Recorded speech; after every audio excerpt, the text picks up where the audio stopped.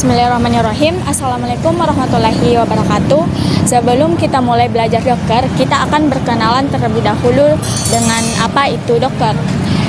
Ketika kita ingin mendeploy aplikasi ke server, khususnya ke lingkungan production, ada beberapa tahapan yang harus kita lakukan, yaitu yang pertama, kita akan membuat distribusi dari aplikasi yang kita bangun. Sebagai contoh, pada aplikasi Java hasilnya berupa file JAR. Pada Galog hasilnya berupa binary file, sedangkan pada aplikasi lain seperti Ruby atau PHP biasanya berupa kumpulan file yang sudah siap. Setelah aplikasi tersebut siap, selanjutnya adalah mendeploy aplikasi ke server yang ada di production. Namun, Teknologi yang lebih populer untuk menjalankan aplikasi di server adalah virtual matching. Sebagai contoh, ketika kita menyewa server di layar hosting, biasa yang kita sewa adalah sebuah VM atau virtual matching. Docker berbeda dengan VM. Docker tidak menggunakan konsep virtual matching, melainkan menggunakan konsep yang disebut kontainer. Docker info di terminal, perintah tersebut sebenarnya dikirim oleh Docker client ke Docker server. Kemudian, Docker server akan memproses permintaan tersebut, mengambil informasi yang dibutuhkan, lalu mengirimkan kembali hasilnya ke Docker client. Setelah itu, Docker client menampilkan hasil tersebut di terminal kita. Jadi, tanpa kita sadari, setiap kali kita menggunakan perintah Docker, sebenarnya sedang terjadi komunikasi antara client dan server.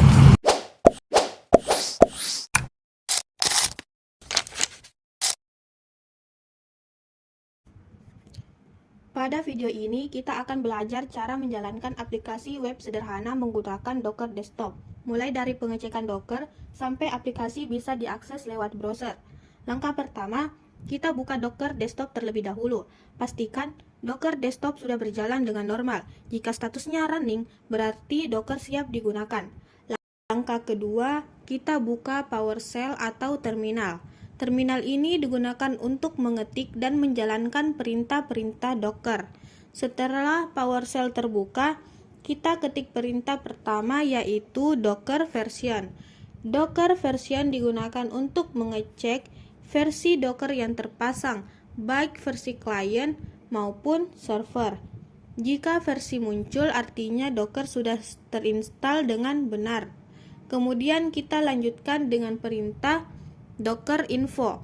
Perintah Docker info menampilkan informasi detail tentang Docker seperti jumlah kontainer, image, store, dan status Docker image. Kalau tidak ada error, berarti Docker siap dipakai. Selanjutnya, kita download image pertama dengan perintah Docker pull hello world. Docker pull artinya Docker akan mengunduh image dari Docker Hub ke komputer kita. Image hello world ini biasanya dipakai untuk testing awal apakah Docker berjalan dengan baik.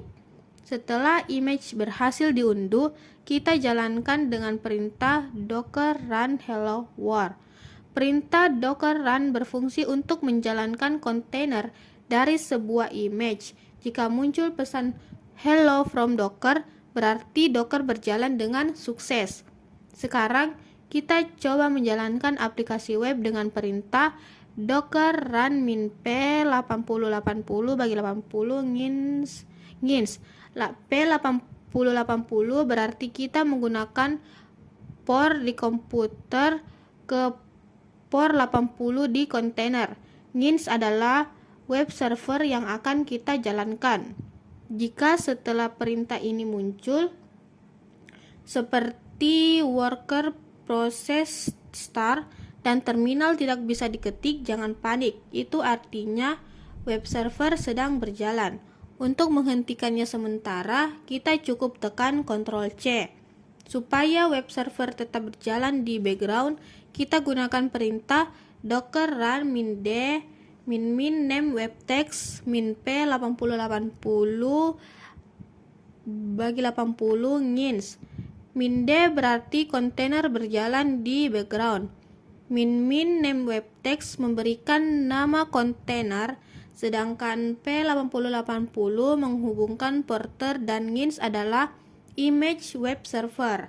Setelah itu, kita buka browser dan ketik alamat http localhost 8080.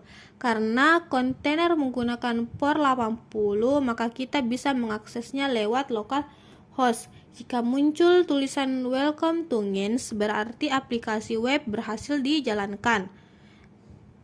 Kita bisa melihat kontainer aktif dengan perintah docker ps. Docker ps menampilkan kontainer yang sedang berjalan. Dan untuk melihat semua kontainer, baik yang aktif maupun berhenti, bisa kita gunakan docker ps-a. Jika kontainer sudah ada tapi berhenti, kita bisa menjalankan lagi dengan docker start web text. Untuk menghentikan kontainer, gunakan perintah docker stop web text. Jika kontainer sudah tidak dibutuhkan, kita bisa menghapusnya dengan docker rm web text. Dan yang terakhir, untuk membersihkan kontainer, image, dan cache yang tidak terpakai, bisa kita gunakan docker system prune minf. Perintah ini berguna agar docker tetap ringan dan tidak penuh. Dengan langkah-langkah ini, kita sudah berhasil menjalankan aplikasi web menggunakan Docker Desktop. Mulai dari cek Docker, menjalankan kontainer, Now and forever.